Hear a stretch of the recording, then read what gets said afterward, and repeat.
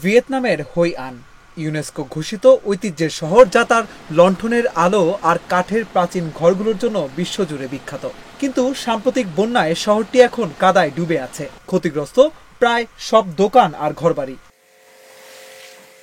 দীর্ঘ কয়েকদিনের টানা বৃষ্টিতে হই আনে বন্যার সৃষ্টি হয়। বন্যার পানি যখন কমতে শুরু করে, তখনই শুরু হয় শহরবাসীর টিকে থাকার লড়াই। স্থানীয় ব্যবসায়ী ও বাসিন্দারা কেউ ঝাড়ু দিচ্ছেন, কেউ কাদা পরিষ্কার করছেন, কেউ বা ভাঙা আসবাবপত্র শুকানোর চেষ্টা করছেন। একজন পোশাক দোকানের মালিক বলেন,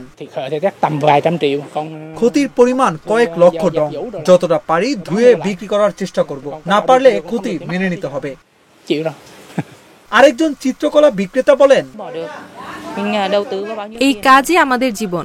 এত কষ্টের পরও থেমে থাকলে চলবে না, আমাদের আবার শুরু করতেই হবে। রাস্তায় এখনো কাদা, আবর্জনার স্তূপ, ভাঙা আসবাবের সারি। তবুও পর্যটকরা ক্যামেরা হাতে হেঁটে বেড়াচ্ছেন এই ঐতিহাসিক শহরের অলিগলিতে। স্থানীয় প্রশাসনও কাজ করছে পুরো দমে। কেউ নদীর আবর্জনা তুলছে, কেউ হোস পাইপ দিয়ে রাস্তা পরিষ্কার করছে।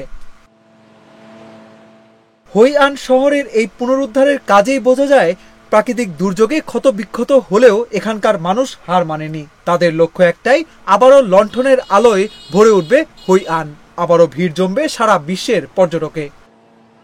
অভিষেক তরফদার, অঞ্জন, ইন্ডিপেন্ডেন্ট ডিজিটাল।